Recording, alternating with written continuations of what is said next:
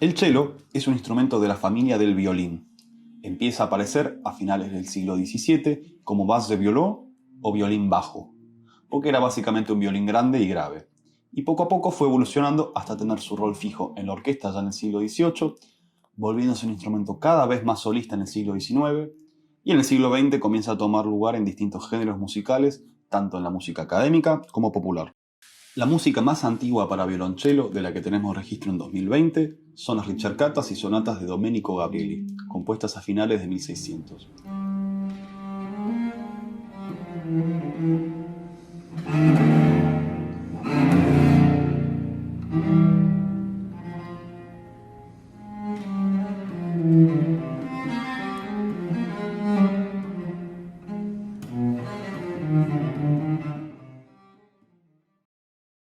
En esta época tenemos las primeras sonatas barrocas para cello, compuestas por Benedetto Marcello, Antonio Vivaldi, Joseph Gaudin de Beaumotier, Jean-Baptiste Barrier, Antonio Caldara, Niccolò Porpora, Georg Philipp Telemann, entre muchos otros compositores de Italia, Francia y Alemania.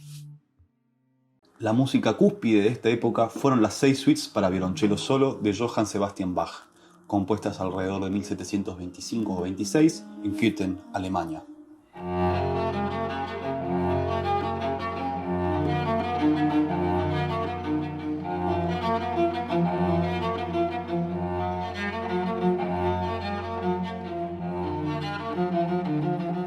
Más adelante, en el final del barroco y comienzos del clásico, compositores como Luigi Boccherini en Italia o Carl Philipp Emanuel Bach en Alemania siguieron componiendo para este instrumento música cada vez más virtuosa, demostrando que el cello no tenía nada que envidiarle al violín. Ya en pleno clasicismo, Joseph Haydn compone sus emblemáticos conciertos para cello y orquesta, y Ludwig van Beethoven las primeras sonatas para cello y fortepiano.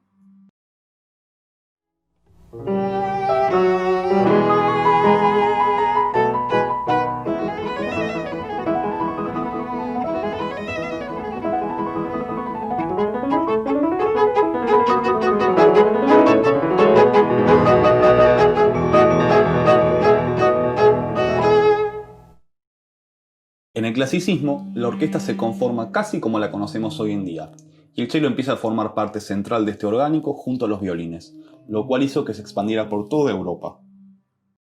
En el romanticismo, tenemos las sonatas emblemáticas de Brahms, Mendelssohn, Chopin, Debussy y conciertos para violonchelo solista de orquesta de Schumann, Saint-Saëns, Dvorak, Elgar, Lalo, entre otros.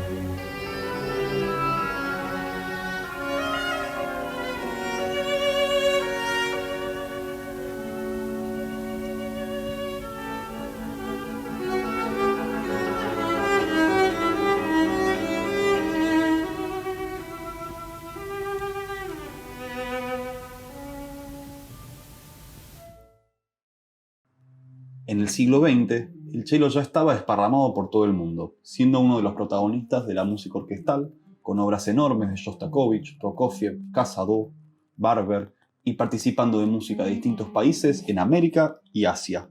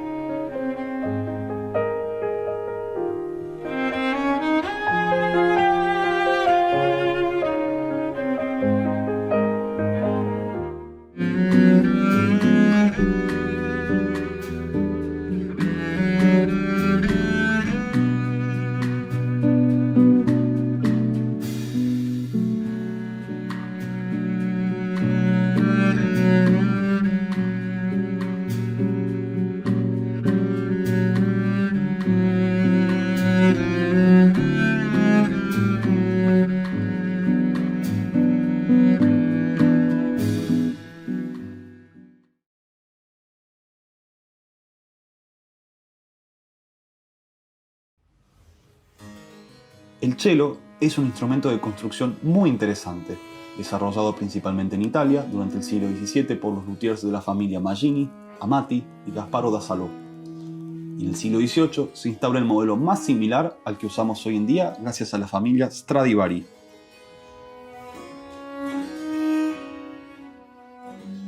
El cello consta a grandes rasgos de un mango y una caja.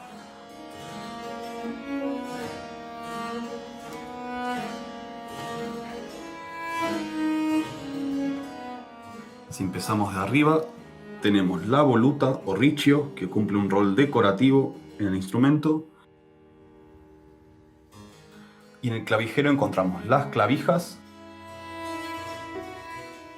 en las cuales se atan las cuerdas. Luego la cejilla, en la cual se posan las cuerdas. De aquí sale la tastiera, que usualmente es de ébano y es donde vamos a poner los dedos para generar distintas notas.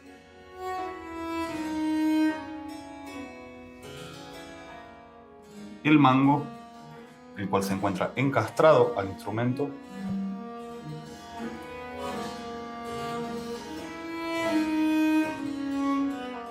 El instrumento también consta de fajas,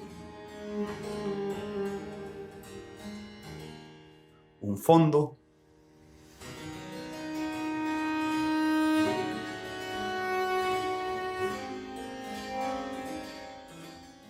y una tapa. En la tapa podemos encontrar dos grandes Fs por las cuales sale el sonido. Entre medio de las Fs encontramos el puente del instrumento, en el cual se posan las cuatro cuerdas.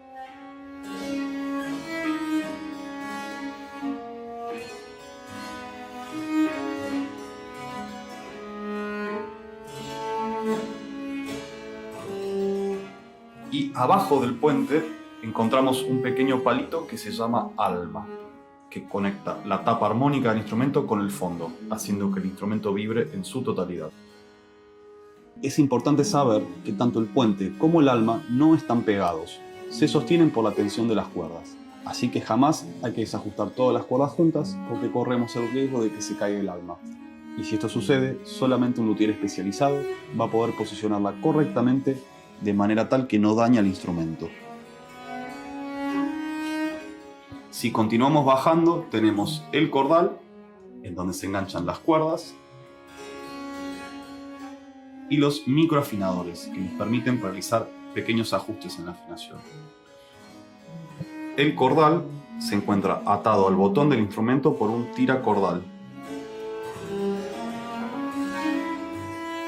Aquí en el botón encontramos el puntal, que es el dispositivo que vamos a usar para darle la altura al instrumento.